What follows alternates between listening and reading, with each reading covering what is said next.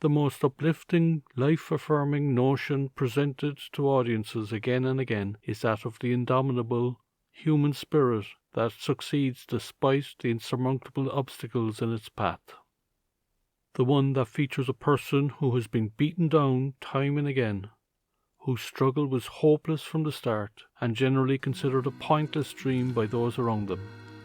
Despite all this, he greeted each setback with renewed enthusiasm and passion, and with a new idea on what will definitely work next time, regardless of what lessons past experience may have taught other, older, wiser minds, who, eventually, against everything that made sense at the time, reached their goal. Boy, can we cheer on that guy. We are told of this character again and again in popular stories and biographies from the world of art, music, business, sport, mountaineering, dressmaking, tiddlywinks, shower curtain ring selling, the no-hoper with nothing but grit and a personal goal. A vision of what the world will be once they get a load of what I will do. We laugh at him and wait for him to fall. After the fifth tumble, we've stopped laughing and wish he would stop, for his own sake if not ours. He persists regardless and won't take no for an answer. His dog is lost? Not important. His girlfriend is pregnant? So what? He is driven and won't be stopped. He sees something bigger, something better. The world he was born into is not the world in which he belongs, he is certain. The more they try to pull him down, the more certain he is that he is right, and they will all see one day. His mother dies? Plough on. Don't stop, never stop. They'll understand eventually. All he needs is to be brilliant. And he is. He knows he is. It's the one and only certainty he has. He proves it again and again. But still they refuse to let him have his day because he's cocky and boastful and too clever for his own good. He thinks his single talent makes him better than anyone else who needs to graft and work hard day in, day out for a living. He needs to be taken down a peg or two, we all know it. Once he grows up and learns humility, he'll understand.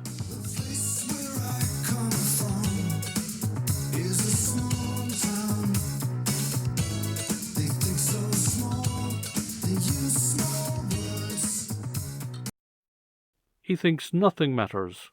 We'll show him what matters. Why do you want to dance? Why do you want to live? I don't know exactly why. The artist is a cocky know-all who is brilliant at that one thing, whatever it may be. Often he is brilliant because of this confidence. He knows he can, so he does. If he came to not know it, he could not. Everything else is a waste of time. Once he succeeds in alerting the world to the greatness of his talent, the world will be a better place and everybody will celebrate. Until that day, the artist is seen as a layabout bum, no use to anybody, who wastes his life in pursuit of the ridiculous. He can't function in the real world. He is of no use to anybody. Maybe he's great at selling shoes, but it's not a matter of choice. For him, there is only one goal, and one thing that matters. You stick to that and everything else don't mean shit. This is Marty's main problem, both from his own point of view and for anyone he comes across. The reason why most reviews declare Marty is not a nice kid is not because of what he does or says in the story itself. It's because he does not achieve his goal. Coming out! If Marty Supreme ended with him winning the World Table Tennis Championship,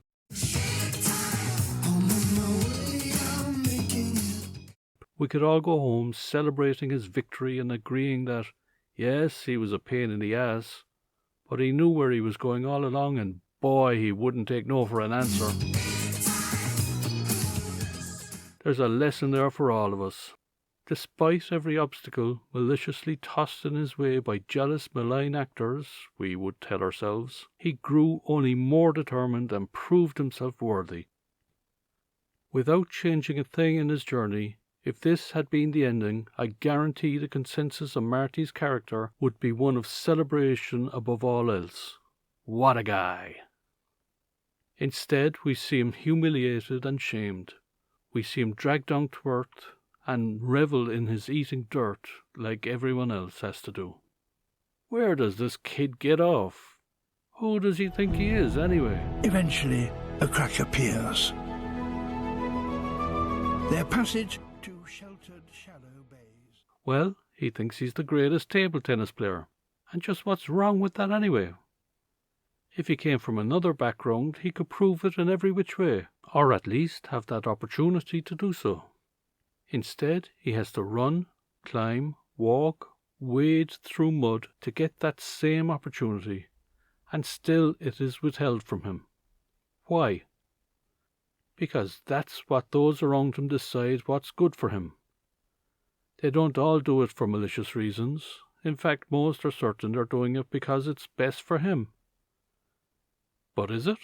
Would it kill them to let him have the money he earned to get to the championship? Yes, he can be annoying, but another kid from another socio-economic group saying and doing the same thing would be cheered on from the start. Marty's biggest problem is that he doesn't know his place. He doesn't understand that the American dream is not for him. It never was. He took it too literally. He made Kafka's mistake of not recognizing that the world is a costume party, and he came with his real face. And then we get to the end. This is where Marty sees the error of his ways.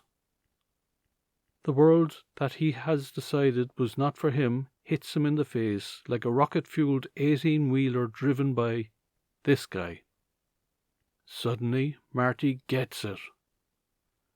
Looking into the eyes of his son, everything changes. He is ready to put away those childish things. No longer will he foster silly thoughts of ping-pong. Now he is ready to sell shoes or mop floors or do whatever it takes to see this life he has helped bring into this world do whatever it is he, in his turn, might do to show the world.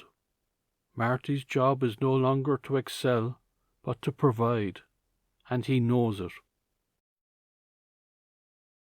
Marty's story, you could say, is one of maturity and growth, because now he is woken up and he is ready to settle down and be a normal contributor to society. There is no doubt he will do whatever it takes.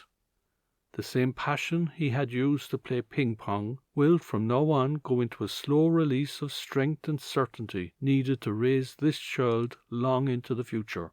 His destiny is fulfilled.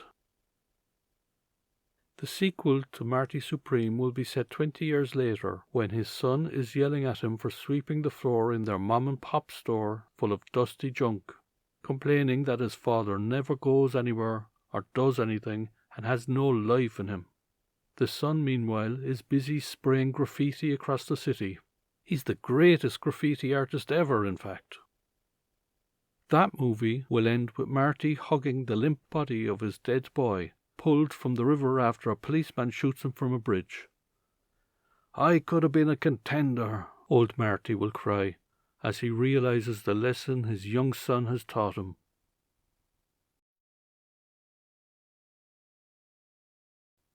To my sensibility, overall I see only sadness in Marty's greatest achievement. Yes, he has learnt to be a better, more rounded person, but the son, when he grows up, knows only that his father is a loser and a quitter, until, of course, he comes to maturity himself, if he doesn't die first. To my mind, we all need a Marty, and he needs to actually succeed sometimes, if only to prove that anything is possible, because without this proof, how do we know? What is the purpose? Agree or disagree by all means, but either way, think of this next time you cheer on the victor in your next outing to the multiplex. Enjoy the show. Subscribe and like. More videos to come.